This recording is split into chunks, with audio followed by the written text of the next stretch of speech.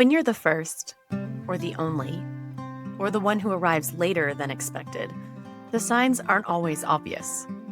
They aren't scripted with huge block letters, and they certainly don't come with instructions. But they're there. Simple. Constant. Repeatedly showing you the way. My guest today is Shannon Winzer, the newly appointed High Performance Director of Volleyball Canada's Women's Indoor Program. But for the last several years, she's been the head coach of the women's national team. The first Canadian to hold that role in 15 years, and only the first woman in almost 40. And her story? It's not about following a linear path. It's about the moments that didn't make sense until later. The nudges from people who saw her clearly, even when she didn't see herself. And the way sport, motherhood, leadership, and listening all became braided together into a version of success that didn't exist yet, until she created it. We talk a lot on this show about signs. Shannon's are the kind you might miss if you only measure achievement by medals or titles. But when you look closer, her whole story is a masterclass in alignment. This isn't just a volleyball conversation. It's about being willing to grow outside the lines, and maybe even peaking on purpose, just a little later than expected. Welcome to this week's episode of There Were Signs. Let's dive in. Shannon, if you go back to the early version of Shannon, like let's talk little Shannon, what was it that drew you into sport? So before the medals, before the coaching, what was the hook? Wow, that is such a great question right off the bat. For as long as I can remember, our life has involved sport. My dad was a WLA lacrosse player, so I grew up. My earliest memories of sport were actually in the arena with him. He played in the WLA for then the Vancouver Broads, and then he coached, and he was an assistant coach. So I would be on the sidelines, and I would be at the arena during practice watching. Those are like my earliest memories of sport. So sport's just always been a part of our family. My sister was an athlete as well, and went from watching dad play and coach to seeing my sister play sports, that it was just always something we did. Like I can't remember a time that we didn't do sport. Like from the earliest memories, sport was just always there. Yeah, so easy thing to just pick up. But you've said it yourself that you peaked late, which I have to Yeah. say, honestly hit me really hard because same. So Yeah. when did you feel like you were really arriving into your own potential, and like how did that timing shift your perspective of the experience? Yeah. I think I've always, when I say peaked, I'm like, my peak was still so much lower than the athletes I coached. Like I was a mediocre player. But I do feel like I wasn't really at my prime of my career until after university. And then there's this realization that there wasn't like a clear pathway. Like no one would have ever guessed for me, sitting on the bench at university, that I would have played for Australia. Like no one would have thought that I would have continued to play at a high level. But I really felt when I was, in my mid 20s, I was just coming into my own. And I was almost at that age too. I was a little bit more aware of who I was and what I had to bring, and like my value. My value as a person, but also as a teammate and as a player. And I think that was a bit of an advantage as well. Like there was a certain level of maturity that I had in my mid to late 20s versus when I was, early on in my university career. But I do think I was late, and I think it just made me, even as a coach, like more open to this path and this development looking really different for each athlete, and it being very individualized, and also never shutting the door. And I see this for like my boys as well who play youth sports is, being on the coaching end, like we don't actually, know, like really development is us taking a best guess as to when we should sink resources into an athlete. But the reality is we don't know, and we get it wrong. And I feel like perhaps, I shone later on in my career. So I want to make sure the door's always open for athletes, and that we're always open to their continued development, whether they're with us or not. I couldn't shout that from the rooftops louder with you. I honestly played volleyball in university, a little bit of a weird path there just because I couldn't find the school that was going to line up with the money and all those things. So I walked on to Windsor, and that Yeah. was very much like a short-lived reality. And then when I changed schools, I got cut from Yeah. the University of Regina. And then I picked up track and field because, like you, I couldn't imagine my life without sports. So if that Yeah. track and field coach at the U of R hadn't said absolutely to this, 20-year-old, like, okay, you haven't done track, you're athletic, but like, good luck. By the way, people thinking about switching sports, track's hard. Um, but that opened the doors to me ultimately discovering skeleton later when I was 25. So my Yeah. national team experience, just like yours, was very late in terms of, nobody's letting anyone do sliding sports in particular that much later anymore. And I think it's such a mistake because, Yeah. as you said, like my perspective, my understanding, how I now coach too, like it's so different. And not closing that door and being so narrow minded to think like, oh, well, we have these 13-year-olds here. We're going to watch that progression and we're already going to know exactly how they're going to be. So let's pick that person. It's way too hard because imagine where we Totally. would be if someone was like, sorry, Shannon and Cassie, you can't come here. You're too old. I'm like, what? Yeah. Like, Yeah. I'm 20. Like, yeah. Exactly. And I think like in sport, like we look at like your careers in sport, you automatically think of an athlete. I never thought I was going to have a career as an athlete. Like I was going to Either. play sport for as long as possible. And I didn't make a good living playing sport. I made like pocket Yeah. change playing sport. Like, and so it was never going to be necessarily thought it was going to be a career path for me. But imagine if we had shut the door so early on me that I wasn't involved in the sport any longer. Like I wouldn't have had a coaching career. And so I really try and keep that in mind when we're looking at how we roll out programs, how we look at talent identification, how we look at athlete monitoring and engagement. Like Yeah. it's like everyone's going to develop differently and some will hit their ceilings sooner than others. But the reality is that people are going to develop as people. They're going to develop as athletes. They're going to develop socially, emotionally at a very different rate from each other. So we have to be open to that. The thing is, we know that, like science, we know that. Yet somehow our processes are so archaic. Like talent identification is so archaic at times that I'm thankful that sport was just always part of my life, and I couldn't give it up, and that's why I guess coaching fell on the table for me because I didn't want to walk away from sport. Like life was always sport. So I figured what next if I can't play anymore, and that's how I end up coaching. Do you think in just reflecting, and again, like full disclosure to the listener, I don't know you very well, but I have seen you coach. I've been in a session with you, and I get the vibe that you're not somebody that takes no for an answer very easily. So do you think that that has something to do with this too? Because I mean, lots of people have the door closed on them and they're like, well, I guess that's that. So I'm curious. Yeah, no, I definitely don't take no. I definitely no, I definitely don't. I've always thought like there's always a way to do something. Like you just got to figure out the way.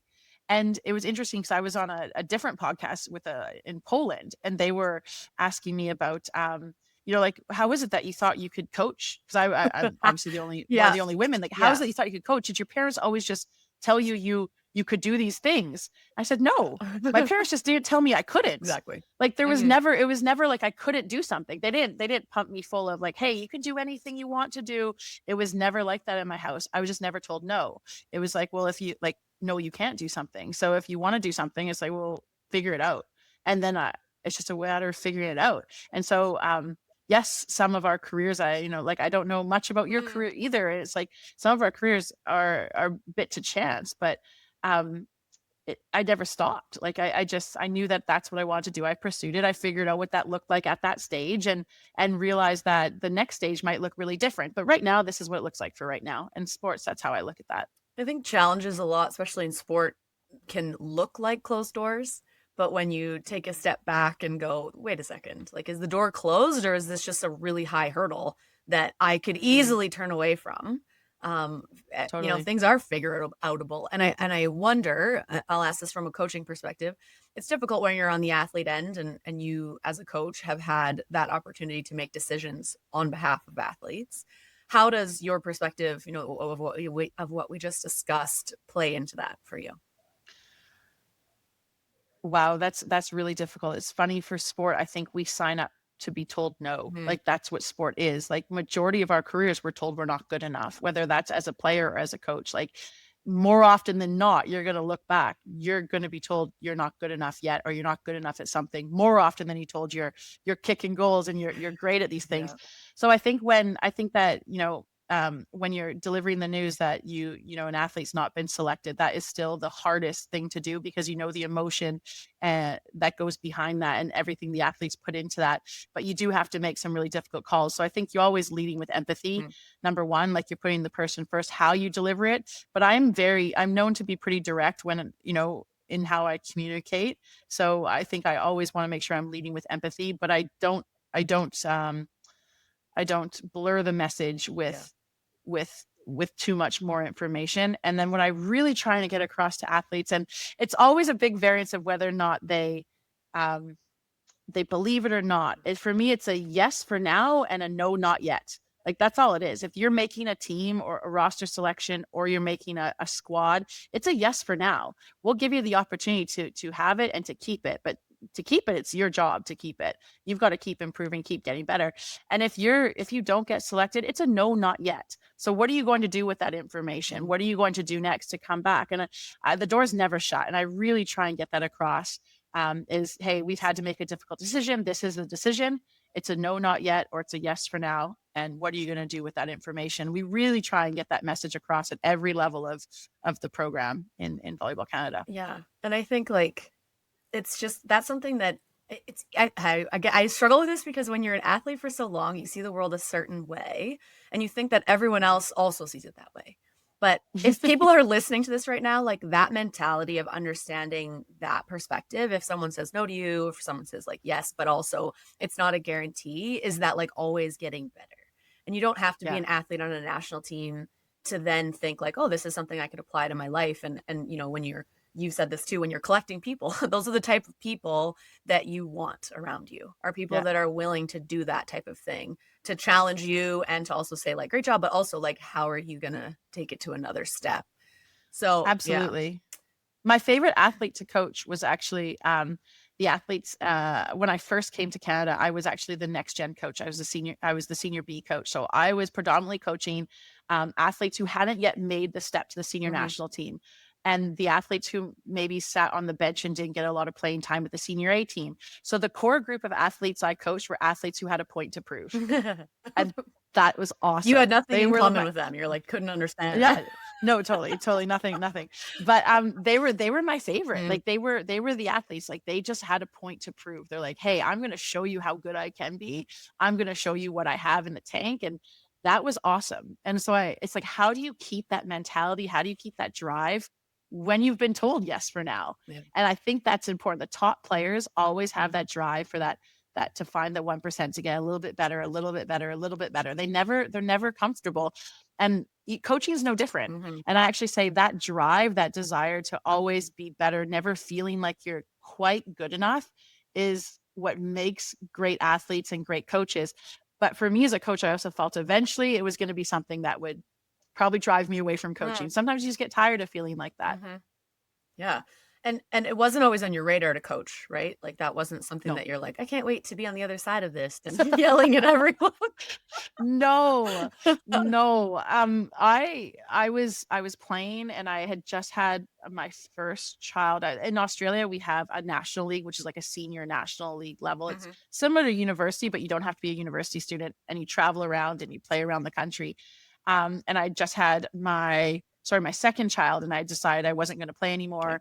And the team I was captaining, all their players had left. And it was one of the manager said, hey, you should coach. And I'm going really? I've never really coached. I've just finished playing. Yeah. He's no, you should coach. And he pushed me into coaching.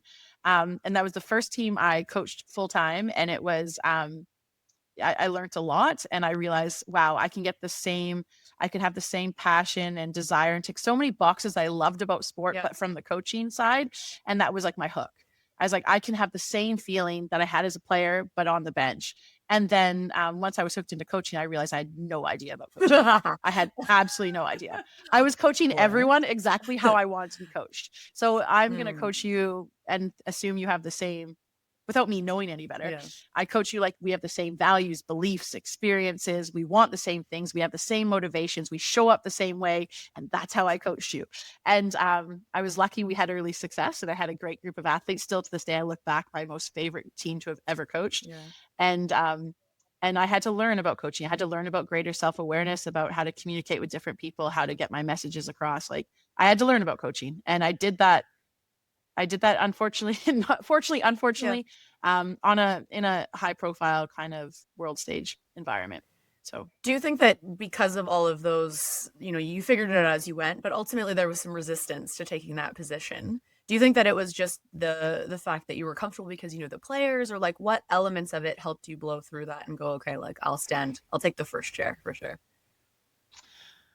I mean, I think I needed someone to tell me they believed in what I could do it. I think I've been lucky enough to always have someone who pushed me um and said, "Hey, you can do this. I absolutely believe in you," and just gave me that little bit of confidence I needed. Like I've never really struggled with confidence. I'm not someone who didn't think I was capable. I've always been confident in my capabilities Mhm. and but I think with coaching, it was I've never, are you sure I can do this? I just need one person to go, yeah, we're sure.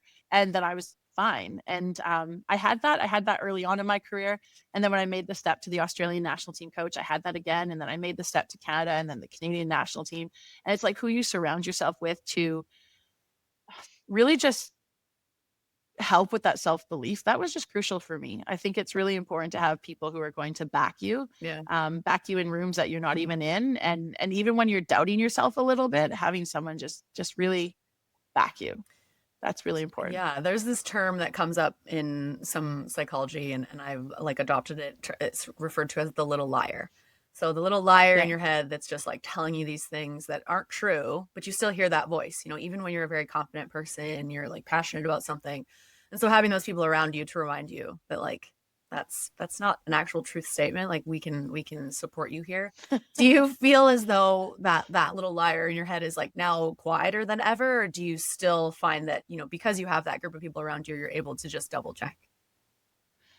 I don't think it's any quieter. Okay. I definitely think I call it out sooner. Yeah. I definitely have moments. I have people around me. I keep my circle pretty small, but I work a lot with mentors. I have a close group of people who I work with who understand the arena. I do think that it needs to be people who understand the arena.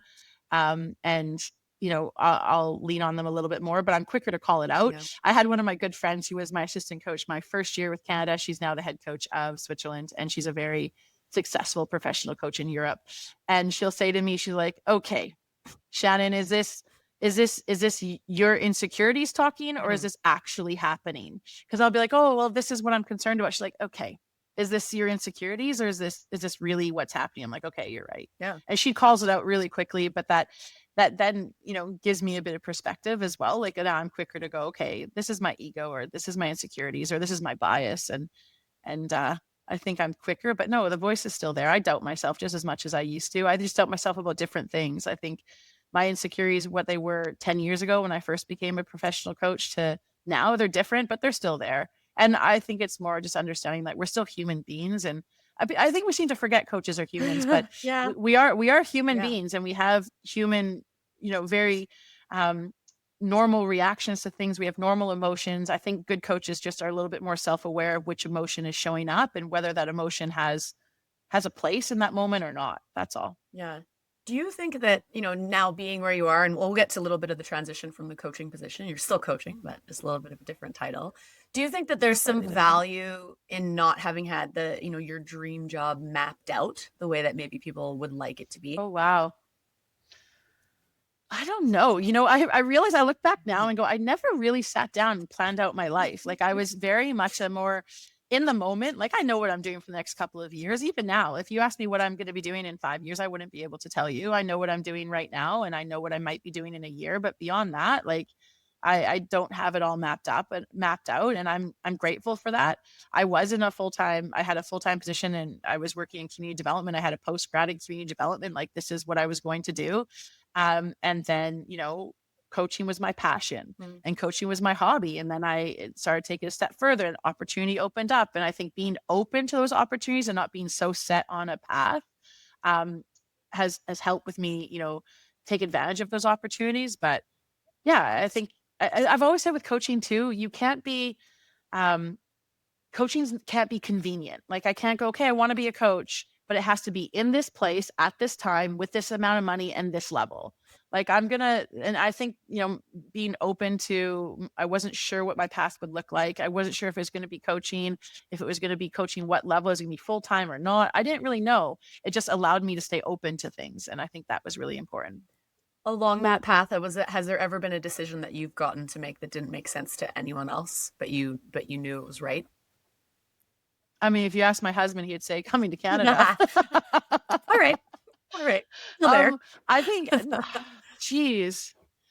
Doesn't have to just be on like as a coach, but just, in this journey for you where you're like other people. Well, I do think when we did come to Canada, I think that was, for a lot of people, I was the head coach of Australia. I was making a very good salary. I had a very good job. We had a very good life. My kids are born in Australia. My husband's Australian.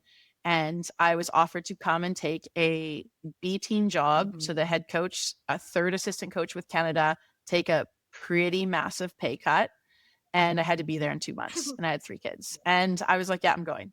Well, I obviously we had to do the pros and cons. And my husband's like, well, what about the weather? I'm like, I can't control that. But when I remember sitting down with my mentors, 2 of my mentors, I called them after I told my husband, I called them right away. We sat down, we were at the Institute of Sport in Australia. I'm like, hey, I've been offered to go to Canada. And the view was that I would take on this role as the B team coach. I would help, work on their program alignment, but I would learn from Tom Black, who was the head coach of Canada at the time, and eventually take over from him. And the timeline was, it could be a quad, it could be, 2, 4, 6 years. No one really knew. Mm-hmm. And I said, I think I should go. And they're like, yeah, we agree. Like you have to be prepared to move. And I felt like I was super grateful for my time in Australia, but if I really want to take another step in my career, I had to go somewhere where there was going to be challenge. It was a higher level of athletes. There was more stakes on the table. I thought the prospects of the Olympics was there. It was very realistic, where it wasn't as much in Australia. So things like, taking a pay cut, moving the family. I came here with my husband, without my husband, for the first 4 months, and coached a national team on my own with 3 kids. And I think in some ways that didn't make sense, but I could see the Olympics. I could see career progression. I could see being challenged both professionally as well as like just out of my comfort zone emotionally as well. I thought, I think some people probably would question that, but then the way we finished off last quad, I think people could see what I saw 4 or 5 years prior. Yeah. And that's vision to have, especially while your world is, for all, intents and purposes, pretty chaotic. You got 3 kids. So anyone that has 1 kid already knows 2 kids, 3 kids were like, maybe they're taking care of each other, but I don't think they were very old. So, no, how did they were young? Yeah. And so how did you manage some of that? I mean, I'm going to bring it up because I think it's important. There's a lot of females in that space that are like, but this, and I'm like, but also not like, yes. It is really, really hard. And I would say some years I survived and some years I thrived, but I'd say early on it was survival. So in Australia, I definitely survived Australia. I felt like there wasn't as much of a willingness to support the things that I needed to be able to sustain a long time, career as a coach. My children, my youngest was 1 when I started coaching Australia. And so by the time I moved here, my youngest was 4. And I think of my first year, and I remember Tom, and he was the head coach, as I said, for Canada. He would kind of call me up and check in on me. He's like, how are you doing? And I'm going like, wow, like I mustn't be doing well if they keep feeling the need to check in on me. You think it's bad. And I look back on that summer and go, I don't know how I survived this summer. I do not know how I survived, but things, you figure out a way. So my family obviously lived in Canada when I lived in Australia. We weren't very close with my husband's family. And so I put kind of a network of people together who I knew would help with my kids. Players would nanny for me if they weren't traveling, or they would look after my kids, to earn some extra money when it wasn't their team or their group traveling. We had a lot of, paid babysitters and paid help in place. In Canada, Volleyball Canada has been really supportive. When I first started coaching with Canada, there was a lot of talk of support for women. They really want to support women in the coaching space. And I said, we work so hard to bring women into a system that isn't really conducive to coaches or to women who want to coach who have families. And they're like, well, what do you need? I'm like, I need help. Like, I need help with my kids to, oh, totally. And I'm like, well, I need help with things like, my kids were a little bit older, like meal services when I'm away, having a house cleaner when I'm away. Like, these are things that I knew I stressed out over, like things that were typically my role in the family. And I travel for like 15 weeks of the summer. So how do they get looked after? And so Volleyball Canada was like, hey, we'll support you while you're traveling. And so they gave us money I hired with my money, with our money. Yeah. I hired I hired a cleaner when I was away. We would arrange meal services when we were away. I have a Google family calendar, and when I'm about to go away, I have everything in there. I have maybe one day a week where my parents are picking up the kids and feeding them dinner. So it's one day my husband doesn't have to do it.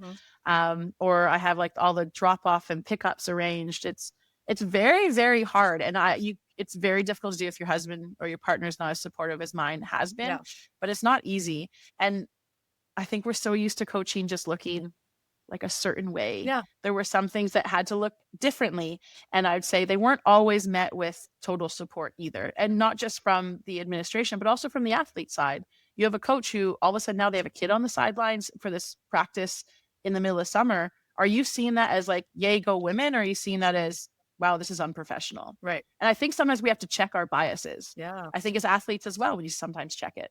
Yeah, it's so like there's so much power to just that story and behind the scenes, and maybe you've talked about it, but I just think that that's just it. Like, it's not that it can't happen, it's that the conversation has to happen around what does it need to look like then? And you have to be really honest. Like, you could be like, "Oh, well, I could just use some extra help." You're like, "No, like here's some legit things that I'm going to need if you want me to do my job properly and continue to at the standard of care for my children and our children." And to your point, right? Your partner's awesome and helpful. And if it was the other way around, like I've been in some situations where I've held jobs that were primarily like more male as well in other industries.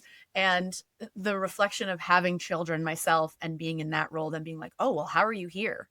I'm like, "I don't understand what you're asking me. How am I here?" Like, my husband isn't a robot. Like, he knows how to raise my children, but just like that isn't like, "Oh, how's your wife doing?" Like, they're like, "Good job, way."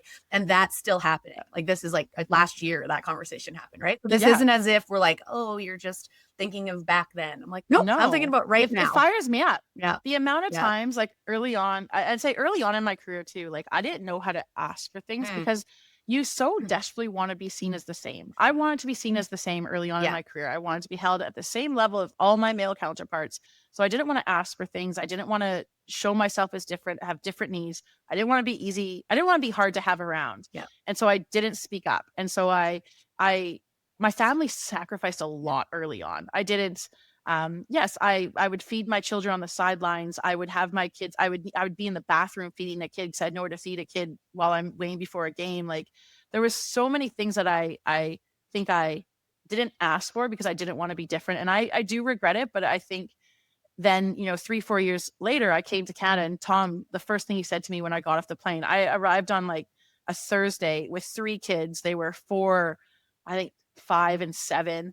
And the first thing he said to me is like, "Hey, how are you? How's the family? What do you need?" And I remember calling him on my day 1. I'm like, "Hey, my kids are about to start school.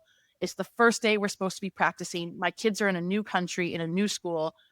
Do you mind if I come at 10 a.m.?" Like, absurd that I even thought that would be a problem. He's like, "Yeah, you're good. Like, we got you, whatever you need." And because he was so receptive to the fact I had 3 kids and I might need just a little bit more support, I felt a little bit more confident. It's also the stage in my career. I was a little bit more confident in my value. And so I was a little bit more confident asking for things that I needed, and I needed to be successful.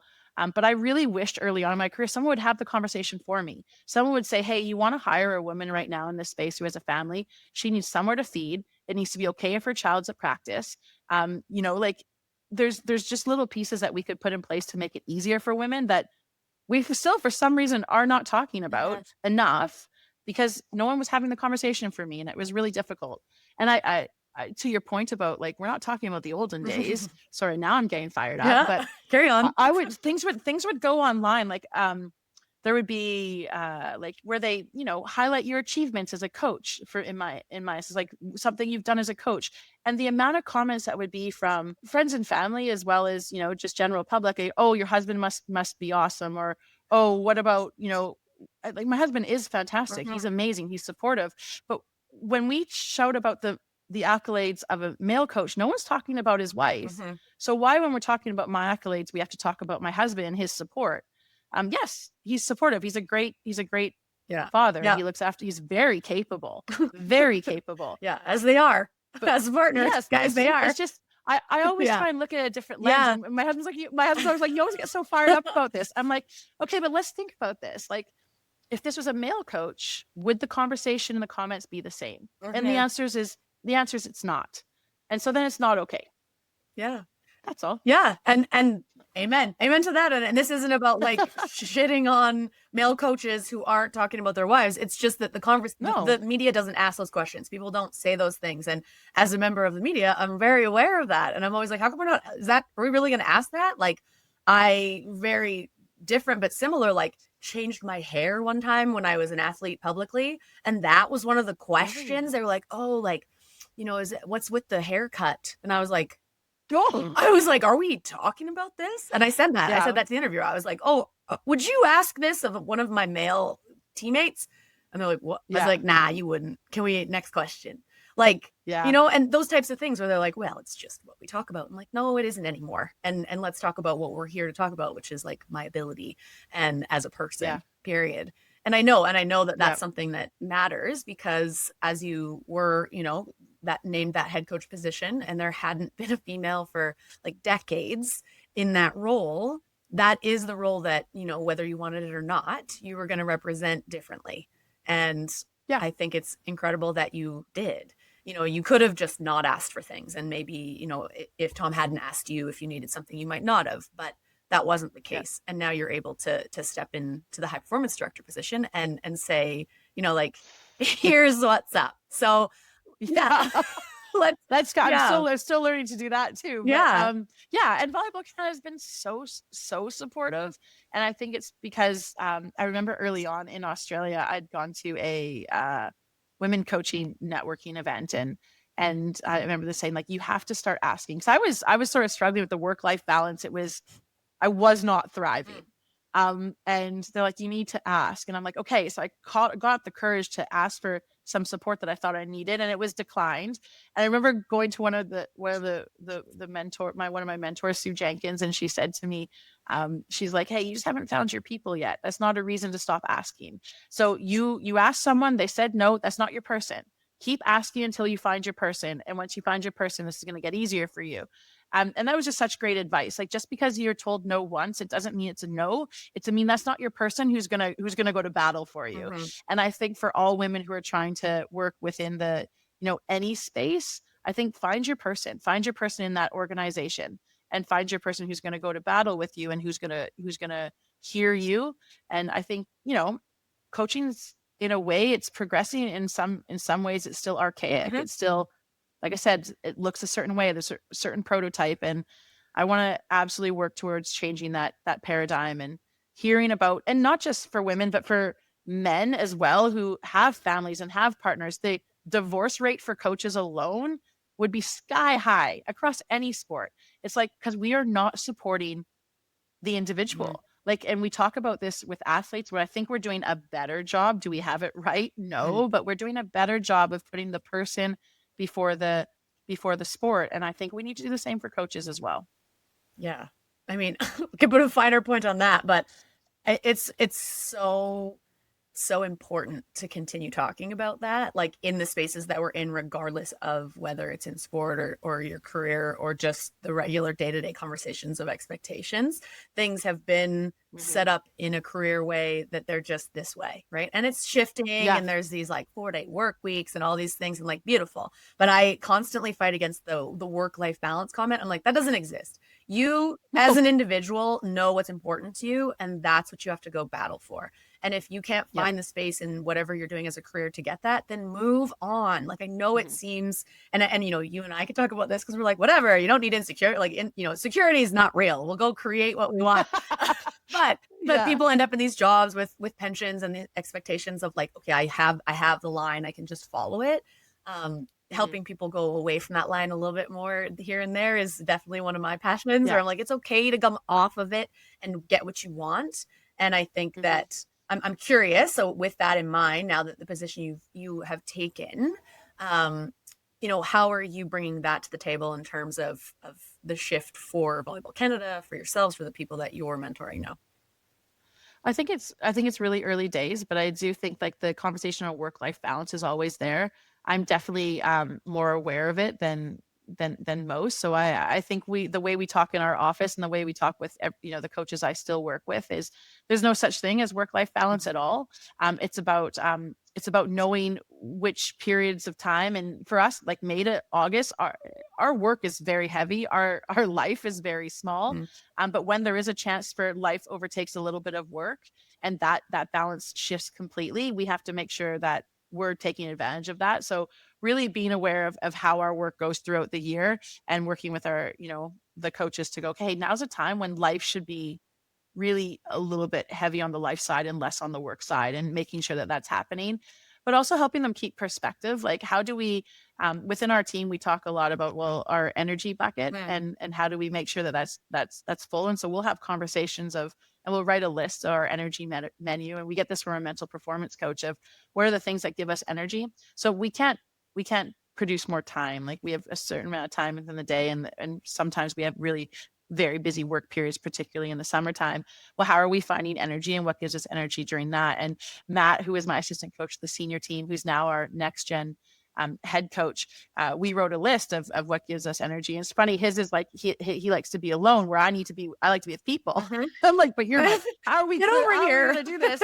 And so he's like, and we agree, like, okay, we knew like going for walks Mhm. for like going for a walk. We would have these walks when we're away where we knew we weren't allowed to talk about volleyball. And that's something that gives us energy. And it's something that takes like half an hour. And when we don't have more time in the day, we make sure that if that half an hour is going to give us like really recharge us, we're going to make sure we make time for it. So having realistic conversations with staff, no, you're not going to be able to work 6 hours today. And no, you're not going to even work 8 hours. Like you're going to work 12 hours today. You're going to work 15 hours today. But let's talk about what the rest of the time looks like. I think being just really realistic. Mhm. I think high performance sport is extremely demanding. And I love the saying that, we can't change the standards. You want to be the best in the world. The standards are the standards. You can't lower the standards and say, but I want to be the Mhm. best. I'm just going to lower the standards and be the best. That doesn't happen. That's not realistic. That's not high performance sport. So we say the standards are the standards. How can we do a better job of meeting those standards with what we have in front of us? And that's no different with time. So it requires you to put a lot into your craft, whether you're a coach or an athlete. But how can you be better with that 1 hour you have to recharge yourself to feel like you're ready to take on the rest of the day? And we just have realistic conversations. You don't want someone coming into your staff and being like, all right, work-life balance, everyone's going to work 9 to 5. Like, and a high Cute, performance sport cute. person's going to go, right, that's cute. Yeah, Yeah. real cute. Where do you work? Are you here with us? I I think know. you're in the Sorry, what wrong was that? building. Sorry. Yeah, lots Sorry. of sacrifices in a space where, the stakes are quite high. The world is watching, and you have the lives of a bunch of athletes, in your hands to make decisions and create careers. So for yourself, whether it was any point of your journey, has there ever been a loss or, a sacrifice or a closed door that created more space for you than you expected? Right now, I mean, a whole new Mm. space because, we didn't qualify last summer. And with that, I've taken on a new job as a high performance director. I'm still doing a bit of coaching, but it's a whole new space. It's really hard to get out of the mentality of like, I need to be on court. Like I'm really right now navigating what my work looks Mm. like versus what it used to look like. And it has created a little bit more space for my kids, a little bit more flexibility for my family to go, I'm a little bit more in control of my schedule than I was as a coach. I'm still debating whether or not it's something I love or not, but I'd say that, and I also think sometimes with decisions that creates a little. I know it sounds weird, but I think you have sometimes these really difficult conversations or these really difficult decisions you have to make, and the more you put off having them, it takes up more time from you because I'm consumed like with the energy and the thinking of it. It's on my mind. You can feel it. It's like a weight. And as soon as I have that difficult conversation or make that difficult decision, that gives me back time. Yeah. And in the metaphoric sense, Yeah. like it doesn't, it just, I have more time to be. I always say I really want to be more present. And it's really hard for me to be present when I have a big decision or a big conversation I need to have, and it's weighing on me. I can't be present. It's very hard for me. So I find like sometimes just having that, making that phone call, having that meeting, finally making the decision, like I think that buys me a bit more time too. Yeah, I'm reflecting on that, and I had that conversation about, this is very simplistic, but it's the same idea about like dishes in the sink. So if you're thinking all day about how there's dishes in the sink and you need to do them and you keep thinking about them, but you can't get to do them, and so you're still thinking about them and you're spending all this energy thinking about how you haven't done it, that by the time you actually get there and do it, you've wasted your entire day thinking about it when you could have just been like, I'll just do it, or you know, and it's that in life. So that the how much time we spend in our minds is exponentially gotten back when we pay attention to where our thoughts go, for sure. Absolutely. And I think it's and I feel like that's what I learned as a coach. I had to be quicker to make decisions, and we're never going to have all the information in front of us to make a decision. Well, sorry, we're not going to have really clear path. There's I used to think when I was a player, like it was so black and white. Like there's clear right and wrong. There's good and bad. You become a coach and it's just gray. There's a good decision, better decision, not great decision. Like it's no real clear path. And so I found that like you have to be ready to make decisions as a leader, as a coach, like make a decision, die on a hill, and then we'll go from there. And then we're gonna, if it's the wrong decision, we're gonna, we're going to recalculate, we're going to find a new path, we're going to adjust from there. And if it's the right decision, we're good. But I want to make sure as a high performance director, as I shifted into this space, I didn't want to lose that. There's a sense of urgency in coaching.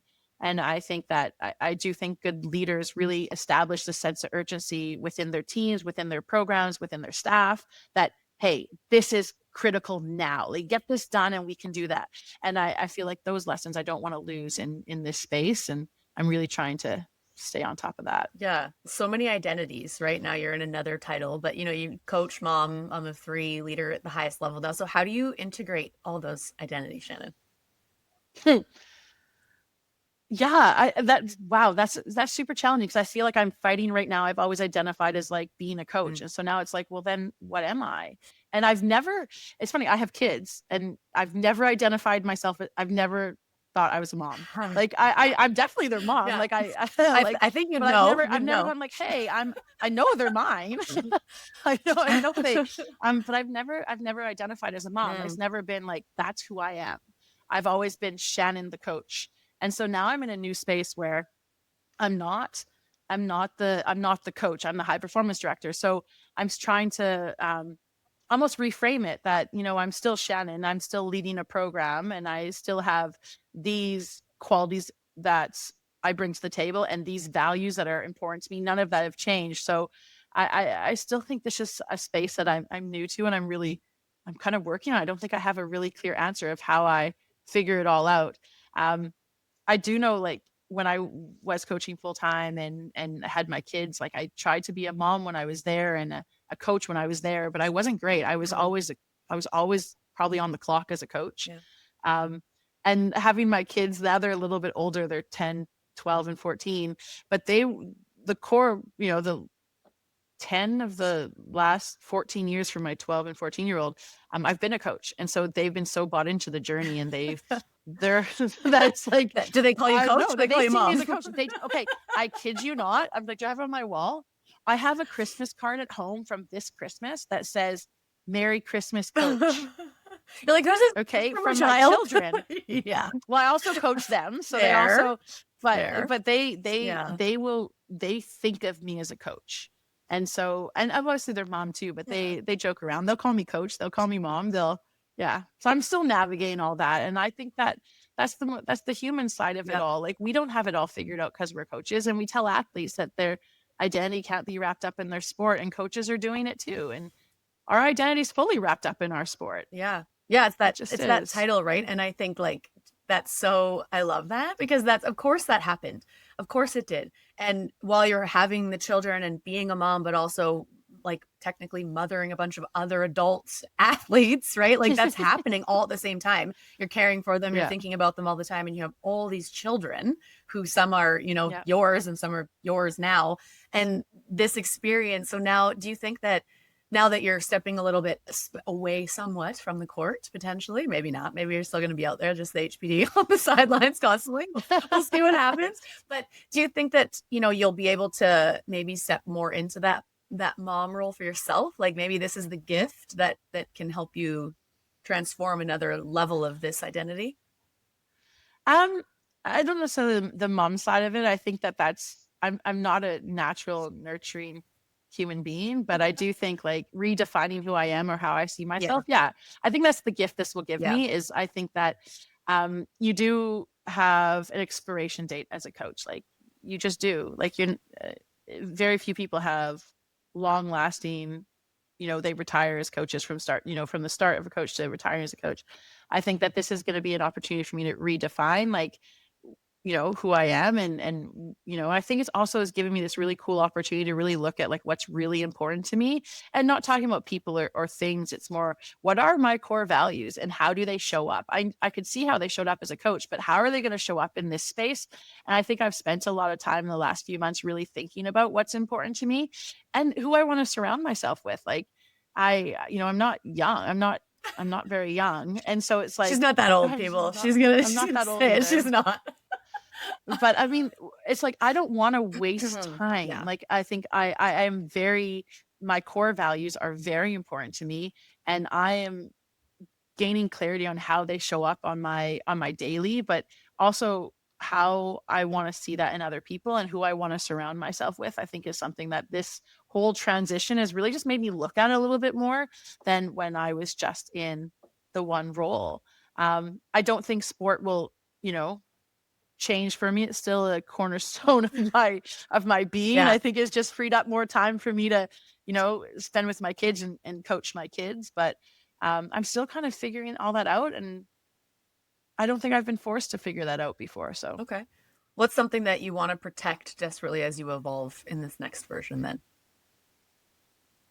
my values, like I've always been very honest. I've been always very genuine. Mhm. I've also been very accountable and I don't want that to change. And I think sometimes when you evolve into a role that you're uncertain of, um, especially working within a federation, it's like, Yeah. okay, who you have to toe a certain line. Fantastic. But how does my ability to be honest and forthcoming and transparent and be very genuine to who I am?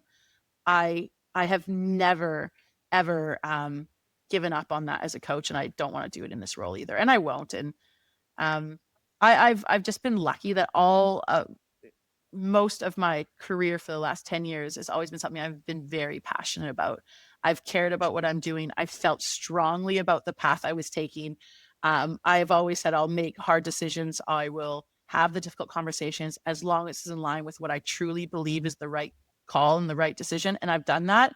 And so I can look back and go, while things didn't always go to plan and, not qualifying was really hard, I don't regret anything I did up until that point Mm. because everything was made with my core values at the forefront and I believed in everything we did.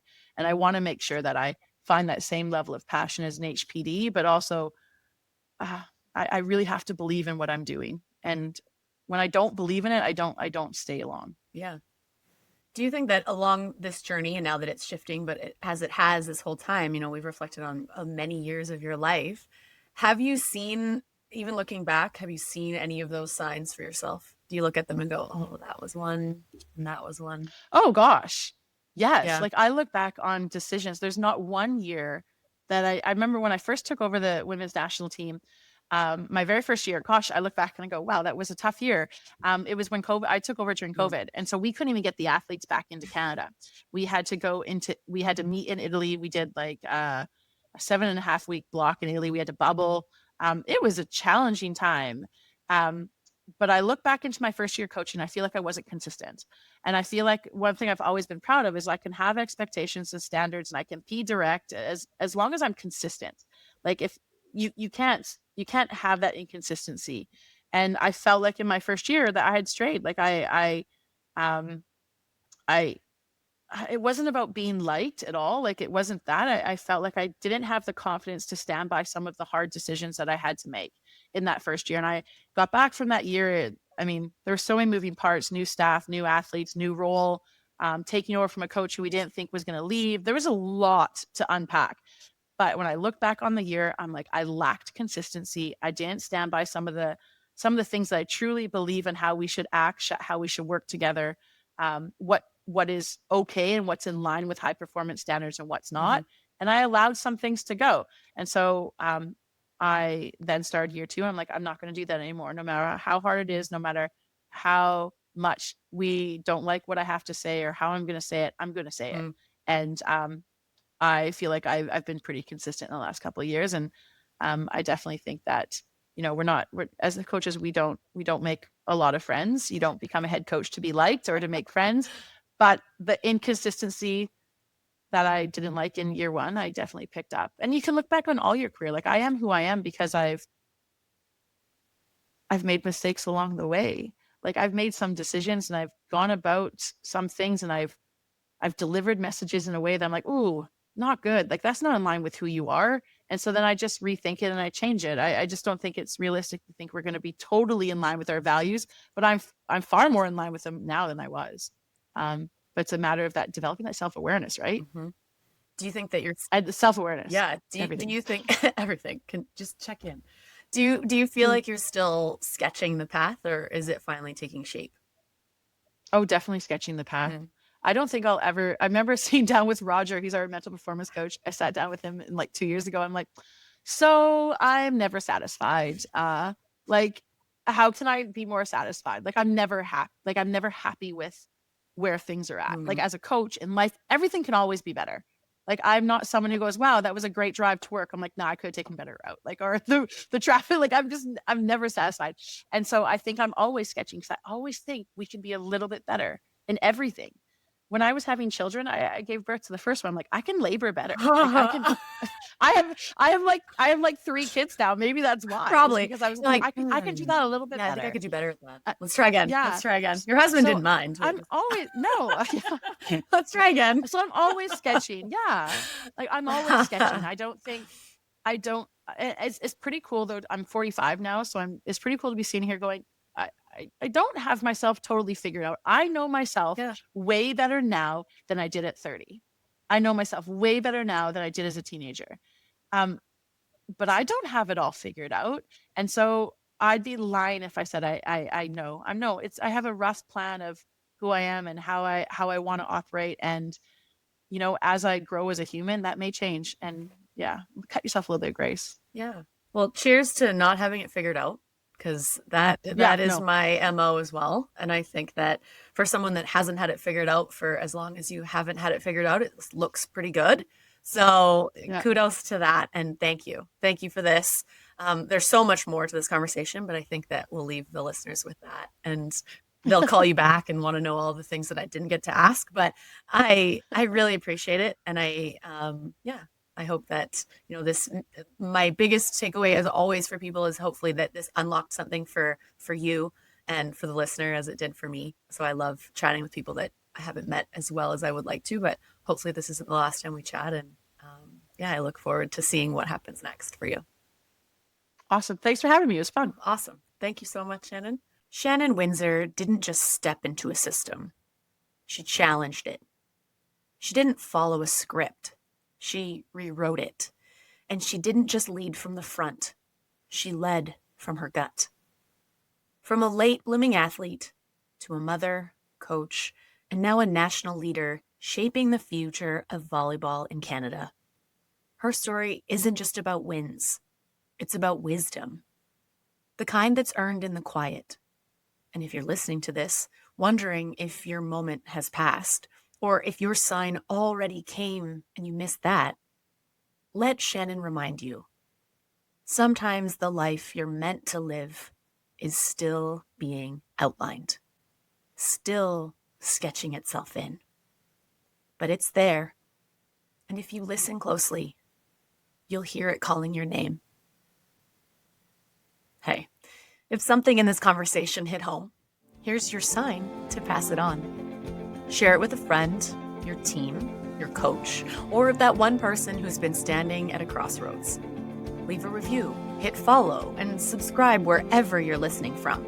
Not just because it helps the show grow, although it really does, but because these are the stories we need more of. And if you're new here, welcome. If you've been riding with us for a while, I see you. Thank you. Keep following those faint lines, those gut pulls, those almost missed signs. Keep choosing, keep showing up.